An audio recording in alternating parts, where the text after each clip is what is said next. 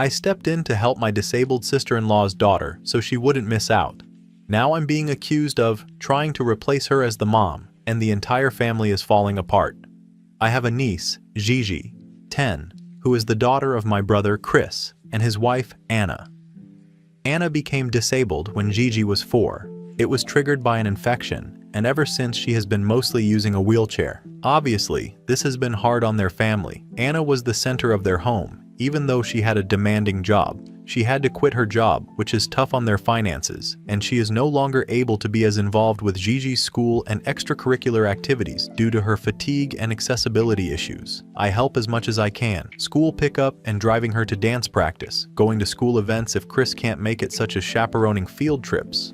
My husband and I even took Gigi to Disneyland with us over the summer. I only do what I'm asked to do and within the boundaries of what I have time to do, as I have my own child. Just whatever I can do to make things easier for their family and for Gigi, so she doesn't miss out. Gigi's school is organizing a Christmas market. She and her friends volunteered to do a booth, which basically means the parents LOL. She asked me to be part of it because Chris is really busy with work around the holiday period. I confirmed with Chris that this was the case, and he was really enthusiastic about me doing it because it involves crafts, which he doesn't have time for. He is helping construct the physical booth though. So I got my daughter involved, and Gigi and her friends came over to my house to make stuff for the booth all together. We are even making costumes. I thought I was doing a good thing, and Gigi seemed so excited. But on Friday, Anna called me and chewed me out. Apparently she was never okay with me being involved with the booth. She said Chris building it was enough, and I should have just stayed out of it. I said that Gigi asked me because they needed adults to help out on the day, but Anna said she was sick of me taking over all the mom stuff, and that Gigi needed to learn that if her parents couldn't make it, that's just the way it is. She can't just replace Anna with me. I told her that that seems unfair to Gigi, to not be able to do things just because one of her parents isn't able to be there. There's been times I've taken Gigi to birthday parties that need supervision at places like trampoline parks, or taken her to dance competitions where she just didn't want to be the only one there without a female adult to help her change or do her hair and makeup.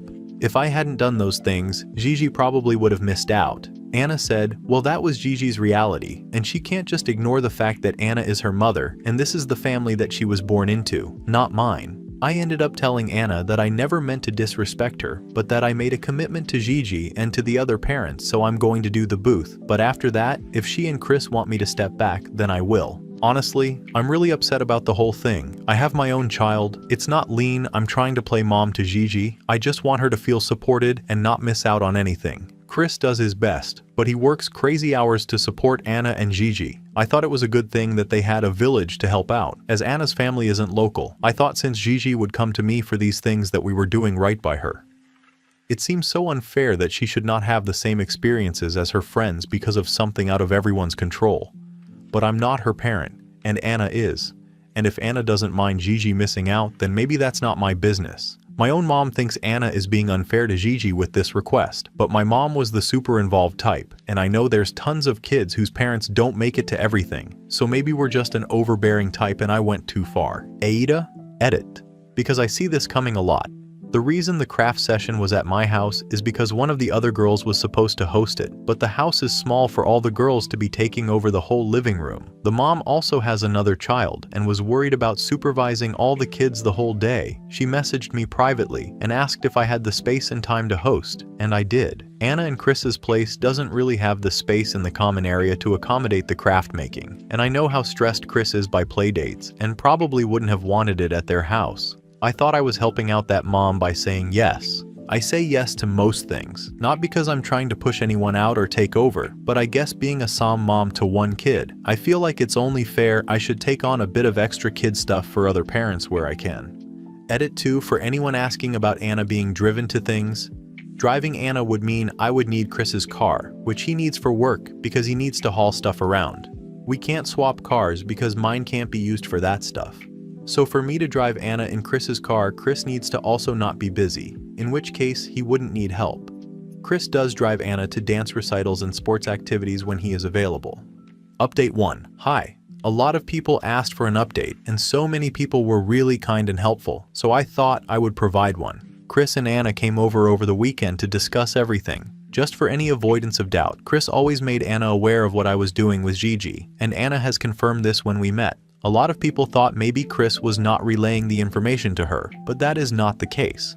Obviously, the first topic was what prompted Anna to contact me. It turns out there's a myriad of things that led to it. First, a few weeks ago she read Gigi's journal while using her tablet, and was hurt by what she read.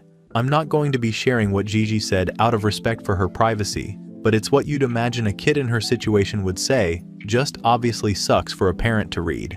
Anna says she's been continuing to check Gigi's journal as a way to connect with her, because since the school year, Gigi has been busy with schoolwork and extracurriculars and is not home engaging a lot when she is. She knows this is wrong and has stopped doing it now, but she and Chris agreed they're going to make sure Gigi's school counselor is aware she might be struggling a bit more than she lets on. Second, Anna recently connected with a woman through an online community who said she doesn't let her kids participate in anything that's not completely accessible for her. Anna says she has tried to soft launch this concept with Chris, but Chris said he never understood the full scope of what she was suggesting, and Anna felt like he wasn't taking her seriously, which is why she decided to go straight to the source, aka me.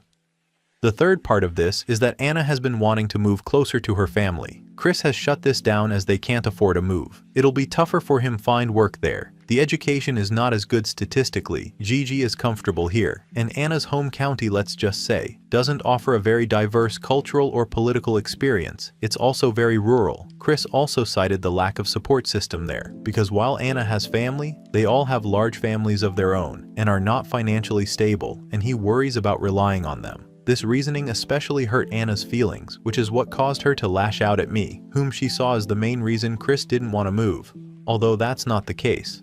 From the discussion, it seems Anna and Chris are really at an impasse about the move, and Anna said she has considered moving on her own.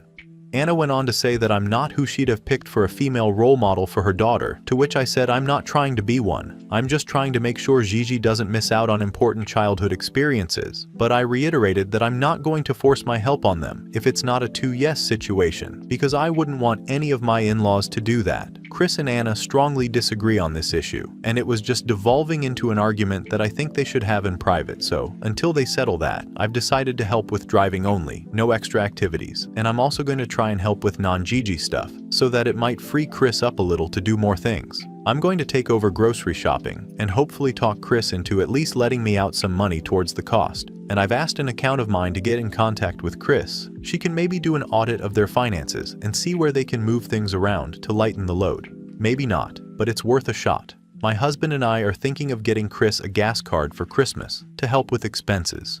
If anyone has ideas how to help without being overbearing, I'm open to suggestions. So for now, I think it's best that I do step back on extra activities with Gigi. I'm not here to cause issues in anyone's marriage, and I do think of parenting as a 2-yes, 1-no thing for the most part.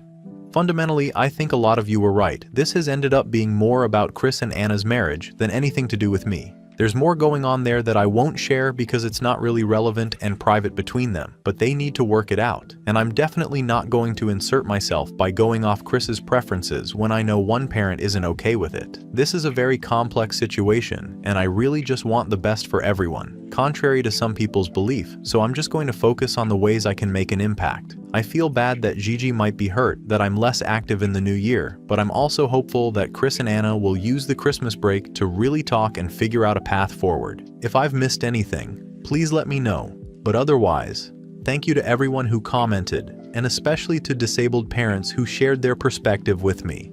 Edit.